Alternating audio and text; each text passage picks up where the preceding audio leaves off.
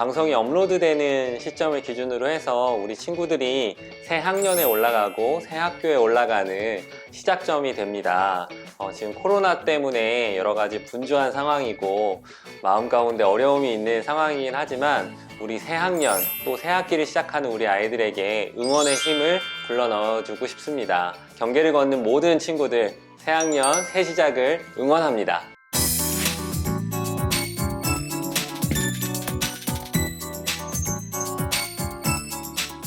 반갑습니다. 경계를 걷는 모든 이들과 함께 하겠습니다. 경계를 걷다 특수교사 보람쌤입니다. 오늘 우리 부모님과 함께 나눌 이야기는요, 우리 선생님들 이 새 학기에는 어떤 고민을 하고 계실까? 이 내용입니다. 지피지기라는 말 알고 계시죠? 이 지피지기는 나를 알고 또 상대를 알아야 된다 라고 하는 고사성어를 뜻하는데요. 우리가 느린 아이를 키우면서 우리 아이에 대해서 잘 알고 있어야 되고 또 우리 아이와 함께 생활하는 친구와 선생님에 대해서 잘 알아야 된다, 이러한 뜻에서 지피지기라는 단어는 항상 새겨야 되는 단어가 아닐까라는 생각이 듭니다. 실제로 아이에 대해서 제대로 파악을 못해서 제대로 된 치료 시기를 놓친다든지 혹은 학교 생활에 대한 불안감은 이만큼인데 학교 생활을 실제로 어떻게 하는지는 잘 몰라서 이것에 대한 지원을 적절하게 받지 못하는 경우들이 많이 있거든요. 그렇기 때문에 우리 구독자분들 오늘 이야기 귀 쫑긋하시고 들어보시면 좋겠습니다. 이번 겨울방학 동안 제가 강의를 좀 나갔어요. 그래서 우리 느린학습자를 만나는 대학생들도 만나봤고 또 느린학습자를 만나는 선생님들에게도 강의를 했었는데 그때 선생님들과 함께 대화할 수 있는 기회가 있었습니다. 선생님들이 가지고 있는 고민이 굉장히 다양하기도 했고 질문들도 다양했거든요. 이것에 대해서 조금씩 풀어내 보도록 하겠습니다. 우리 선생님들이 새 학기를 맞아서 하는 고민, 어떤 고민들이 있을까요? 첫 번째로 우리 아이들의 특성에 대한 고민이 있습니다. 우리 부모님들이 생각하실 때에는 우리 아이가 가지고 있는 특성은 너무나도 분명해 보입니다. 경계선 지능이랄지 혹은 지적 장애랄지 아니면 학습 장애 혹은 ADHD, 난독증 등등 해서 우리 아이가 가지고 있는 특성을 분명하게 알고 계실 텐데요. 학교에서 아이들을 만나는 선생님들은 이 모든 아이들이 동일하게 느린 학습자라고 생각이 됩니다. 학습 부진의 영역에서 파악이 된다는 거죠. 저희는 하나하나 세밀하게 그 특성들을 파악할 수 있지만 선생님들은 그저 학습이 느린 아이들, 학습에 부진이 있는 아이들로만 파악이 되는 거예요. 그렇기 때문에 이런 고민들을 많이 하시게 되는 거죠. 우리 반에서 이렇게 느린 아이들을 어떻게 지원을 해줄 수 있을까? 이 특성에 맞게 어떤 지원을 해줄 수 있을까? 이 문제들을 어떻게 해결할 수 있을지 이것에 대한 고민들을 하시게 됩니다. 우리 선생님들이 새 학기를 맞아서 하시는 고민들, 두 번째로는요, 학급 운영에 대한 고민이 있습니다. 선생님은 아이 개개인이 아니라 함께 모여있는 학급, 반, 공동체를 운영하십니다. 그러니까 이 학급 안에는요, 때로는 빠른 아이가 있을 수 있고요, 또 느린 아이가 있을 수 있겠죠. 그리고 어떤 아이에는 리더십이 있는 아이가 있고 또 수동적인 아이가 있을 수 있고요, 또 어떤 면에서 있을 때 외향적으로 굉장히 열정적인 아이가 있을 수도 있고 내향적으로 소심한 아이가 있을 수 있어요. 이렇게 다양한 아이들이 있고 다양한 특성들이 있기 때문에 이 아이들을 어떻게 선생님의 방식대로 운영할 수 있을까, 이것을 실제적으로 고민하신다는 거죠. 우리 아이들에 대한 학급 운영만 있는 것이 아닙니다. 실제로 부모님들과 협력해야 되는 상황들도 많이 발생을 하는데요. 지금 학교 같은 경우에는 급식 모니터링이랄지 혹은 학급 운영에서 반 대표 있잖아요. 반 대표랄지 또 학급에서 요구하고 있는 다양한 상황들 속에 부모님과 협력을 해야 되는 부분들이 많이 있어요. 이것도 학급 운영의 굉장히 큰 틀 중에 하나거든요. 생각보다 우리 선생님들이 이것에 애를 많이 겪습니다. 아이들끼리도 서로 친절하게 또 서로 부딪히지 않게 잘 구성할 수 있는 학급 운영의 지혜가 필요하고요. 또 우리 부모님과 학급 운영 안에서 서로 협력하면서 또 도움을 요청할 수도 있고 또 소통도 하면서 지낼 수 있는 이런 학급 운영의 묘가 필요한 것이죠. 이것에 대한 고민을 우리 선생님들은 하고 계십니다. 우리 선생님들이 새 학기를 맞아서 하는 고민, 세 번째, 학부모 상담에 대한 고민을 가지고 계십니다.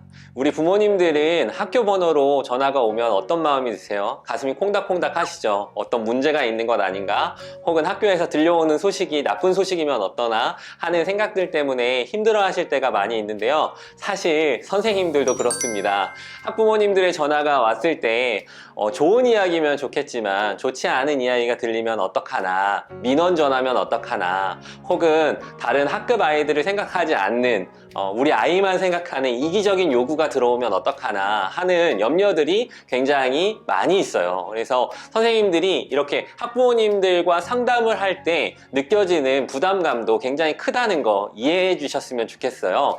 특히나 학기 초에 우리 느린 아이를 발견하게 되는 선생님의 입장에서는요, 실제로 제가 강의를 통해서 받는 질문 중에 하나가요, 이 이야기 어떻게 전달해야 될까요? 부모님들이 이것을 잘 받아들이지 못할 때 어떻게 해야 될까요? 하는 이야기들을 굉장히 많이 하시거든요. 그러니까 이러한 부분들에서 수용적이지 않은 부모님들을 만나게 되면 더욱 주저하게 된다는 사실이죠. 우리 선생님들은 이러한 고민들을 하고 계십니다. 물론 선생님들은 이 외에도 굉장히 많은 고민들을 하십니다. 내가 가르쳐야 되는 수업에 대한 고민들도 하시고요.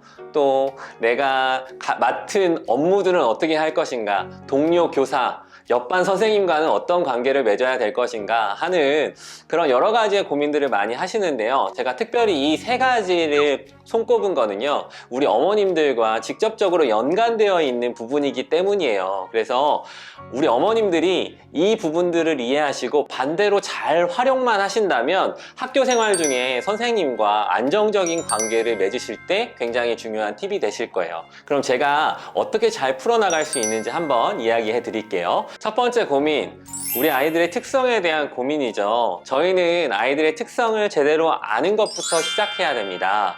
예를 들어서 ADHD로 인한 산만함과 경계선 지능으로 인한 산만함은 굉장히 차이가 있다는 것 알고 계시나요? ADHD 같은 경우에는요, 충동성 조절이 어려워요. 그리고 한 가지에 집중하기 어려운 특성을 보여요. 그렇지만 경계선 지능 같은 경우에는 이해 능력의 어려움으로 인해서 산만함이 나타날 수가 있어요. 그리고 느린 학습 속도, 느린 처리 속도로 인해서 부산함이 나올 수 있거든요.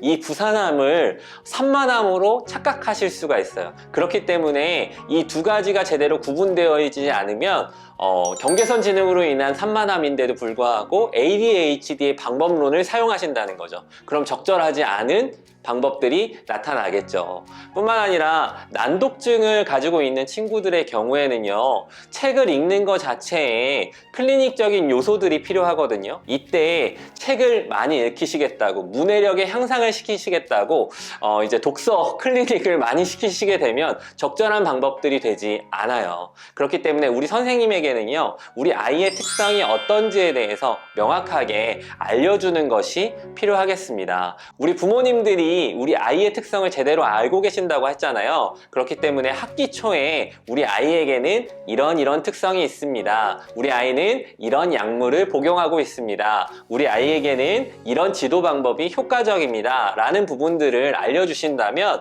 굉장히 도움이 되겠죠. 두 번째, 선생님들이 하는 고민이 뭐라고 했죠? 학급 운영에 대한 고민이라고 했죠. 우리 부모님들이 아이의 또래 관계를 걱정하시는 것처럼 우리 선생님들도 학교 내에서, 학급 내에서 우리 아이들 관계에 대한 고민들을 참 많이 하세요. 그래서 우리 사회성 훈련이 굉장히 중요하다고 여기시고, 가정 내에서도 친구들 간의 관계가 잘 이루어질 수 있도록 도움을 받기 원하세요. 예를 들어서 1, 2학년 같은 경우에는요, 동일하게 모든 아이들이 사회성 훈련들이 잘 되어 있지 않아요. 그렇기 때문에 우리 아이만 사회성이 좋지 않아 라고 생각하지 않으셔도 돼요.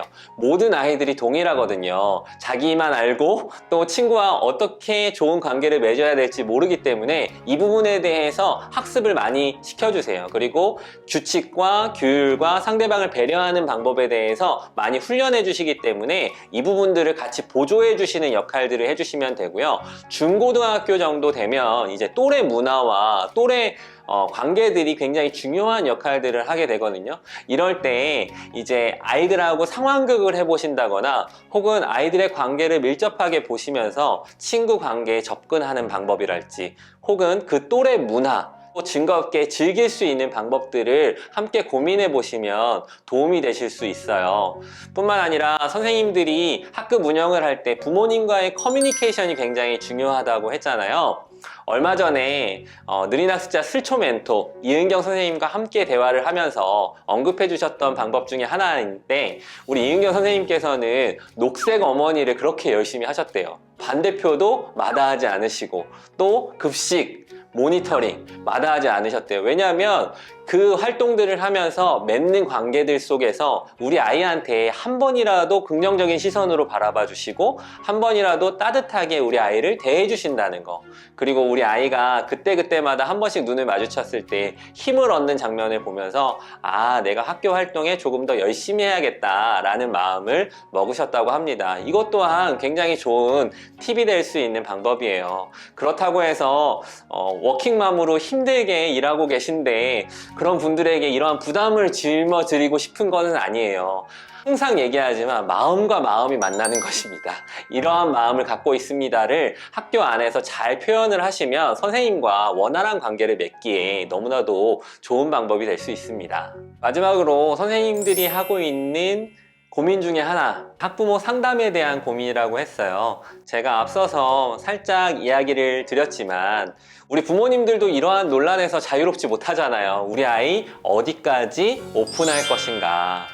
우리 부모님의 입장에서 또 생각해보면, 또 선생님들의 입장에서 생각해보면 이해 못할 것이 없습니다. 특별히 저의 장점 중에 하나가 부모 당사자이잖아요. 그렇기 때문에 우리 부모님들이 어떠한 고민들을 갖고 있는지 충분히 이해합니다. 우리 아이들이 낙인의 시점에서 피해를 보는 것 아닐까라는 생각이 드는 거죠. 사소한 일 하나에도 이전에 내가 얘기했던 부분들 때문에 덧입혀져서 오히려 피해를 당하지는 않을까라는 생각이 들기도 하고요. 또 우리 선생님이 대할 때 우리 아이를 조금 더 낮은 수준으로 하기 때문에 친구들과 다르게 적절한 기회를 제공하지 못하진 않을까라는 생각들을 하시게 될 거예요. 여전히 미흡한 인식들 때문에 이러한 상처를 직접 경험하신 분들도 많이 계시기 때문에 이러한 부분들이 좀 안타깝기도 하죠. 그래서 많은 분들이 이거 절대 밝히면 안 된다, 약 먹는 거 절대 밝히면 안 된다 라는 이야기들을 하시는 경우를 많이 보게 됩니다.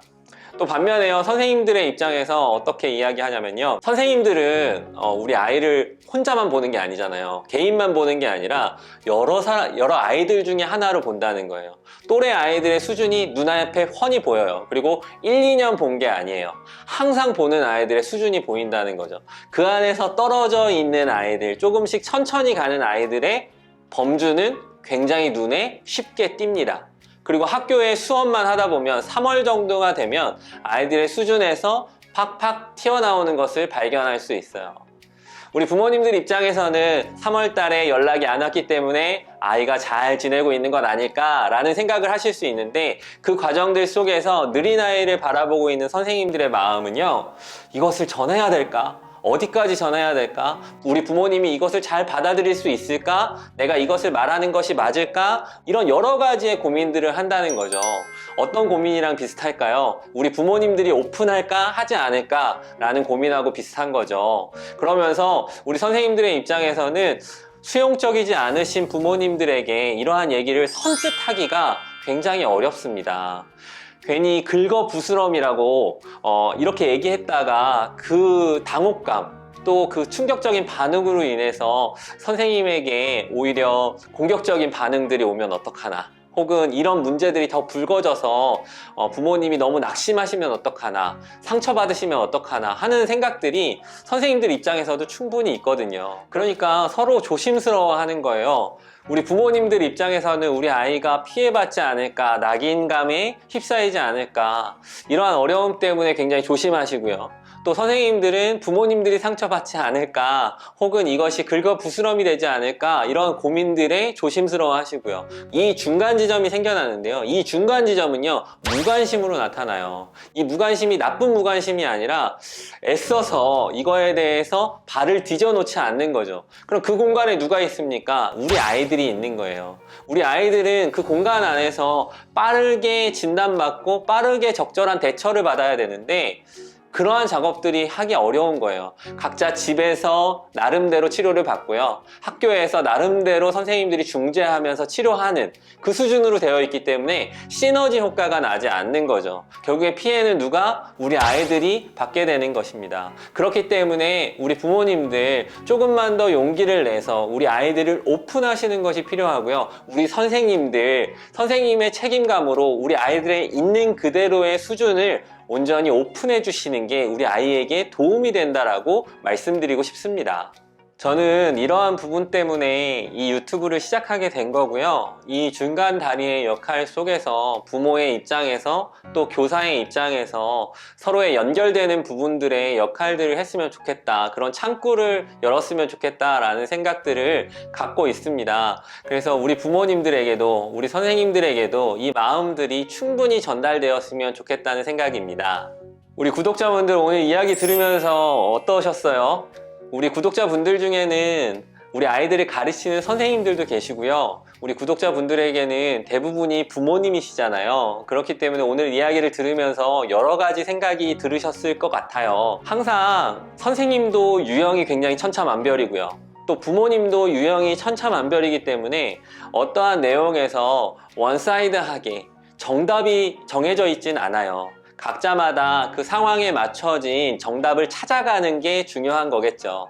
그렇지만 오늘 이야기한 내용들, 선생님의 고민들을 충분히 부모님들도 생각해 보시고 또 선생님들 입장에서는 우리 부모님들의 마음을 충분히 헤아려 주셔서 무엇보다 우리 아이들이 잘 자라날 수 있도록 무엇보다 우리 아이들이 자신의 속도대로 잘 커갈 수 있도록 적절한 중재가 이루어지는 새학년, 새학기가 되기를 응원하겠습니다.